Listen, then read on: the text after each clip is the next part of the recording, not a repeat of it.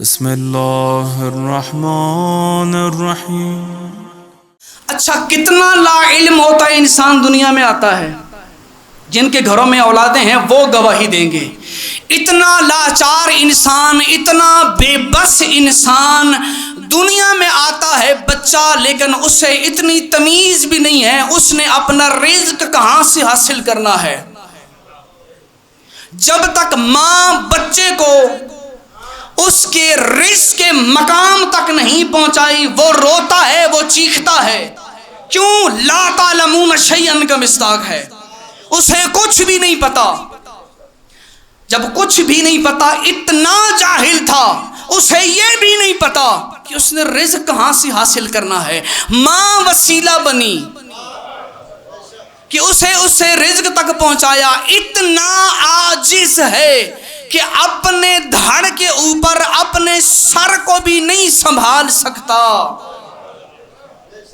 خلق الانسان ضعیفا، قرآن کہتا ہے انسان کو بڑا ضعیف پیدا کیا ہے، بڑا کمزور پیدا کیا ہے، اتنا لاچار ہے، اتنا عاجز ہے، اپنے وجود کے اوپر اپنے سر کو نہیں سنبھال سکتا۔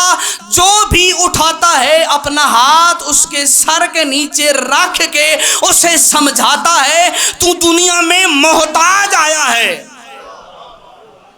پہلے ہی دن سے محتاج آیا ہے، پہلے ہی دن سے محتاج آیا ہے۔ تو علم کا بھی محتاج ہے، تو اپنی ذات کو کمال تک پہنچانے کا بھی محتاج ہے۔ لیکن توجہ کیجئے گا، ایسی عظیم ذات انسان کے گھر میں بچہ بھیجا، اس بچے کو اپنے رزق کا علم نہیں۔ چوپایوں کے جو بچے ان کو اللہ عطا کرتا ہے، ذرا تجربہ کر کے دیکھیے گا، گائے بھینس بکری کا بچہ دنیا میں آنے کے بعد جیسے ہی لڑکھڑاتے ہوئے قدم سیدھے کرتا ہے، سب سے پہلے اس مقام پہ پہنچتا ہے جو اس کا مقام رزق ہو۔ اتنا عاجز ہے انسان۔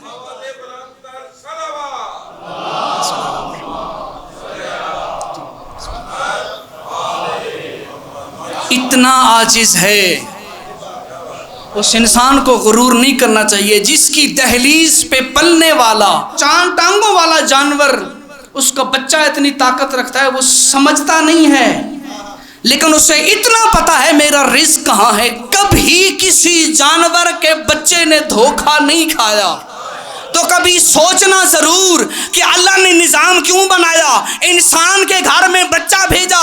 لا تعلمون شیئا، وہ کچھ نہیں جانتا تھا، بھینس کو بچہ دیا، وہ جانتا تھا رزق کہاں ہے، کیونکہ وہ جانتا تھا کہ میں جس انسان کو جس گھر میں بھیج رہا ہوں وہ عقل والا نہیں، ماں عقل والی ہے، وہ اسے رزق تک پہنچائے گی۔ بچے کو شعور اس لیے دیا اس کی ماں عقل والی نہیں تھی۔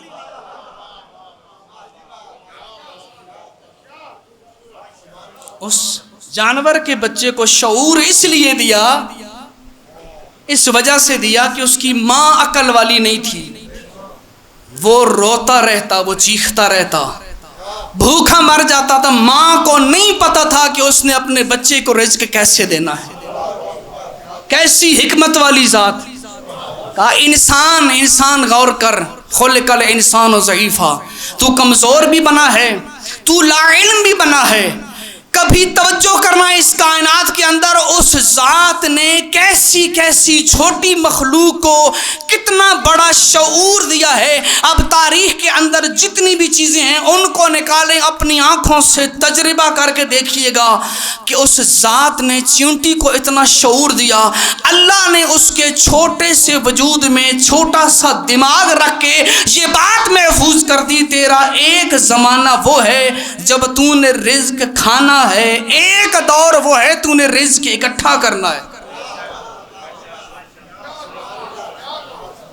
اور شعور بھی اس درجے کا عطا کیا، چھوٹی سی چونٹی جسے ایسے ہی ہم اٹھا کے وجود سے باہر کر دیتے ہیں۔ بتاؤں کہ اس کے اندر اللہ نے کتنا شعور رکھا ہے۔ اب خود سوچئے گا، اس ذات کے کارخانے سے بن کے آنے والی یہ چھوٹی سی مخلوق اپنے چھوٹے سے دماغ میں اتنا شعور ضرور رکھتی ہے اگر کبھی گندم کا دانہ اس کے سامنے آئے وہ پورا دانہ لے کر زمین میں نہیں جاتی، اسے پتا ہے اگر یہ پورا دانہ لے کے زمین پہ چلی گئی یہ زمین کا سینہ چیر کے باہر آ جائے گا، حضرت انسان کھائے گا پھر میں بھوکی۔ وہ کیا کرتی ہے؟ وہ گندم کے دانے کو 2 حصوں میں تقسیم کر دیتی ہے۔ اسے پتا ہے گندم کے دانے کو اگر میں نے 2 حصوں میں تقسیم کر دیا اب یہ منو مٹی تلے بھی چلا جائے اوگ کے باہر نہیں آئے گا۔ اور شعور کا کمال یہ ہے اسی چیونٹی کے سامنے آپ دھنیے کا دانہ رکھیں، اسے اتنا پتا ہے کہ دھنیے کو 2 حصوں میں تقسیم نہیں کرنا 4 میں کرنا ہے، کیونکہ دھنیا وہ مخلوق ہے 2 حصوں میں تقسیم ہو جائے پھر بھی اگاتا ہے۔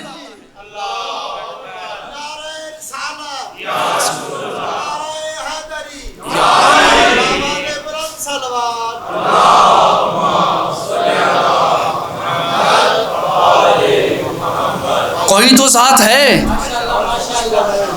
جس نے چھوٹی چھوٹی مخلوقات کے اندر اتنا شعور چھپا کے رکھ دیا، ہمیں بھی پتہ نہیں ہوتا وہ کیسے کیسے کارنامے کر رہی ہوتی ہے۔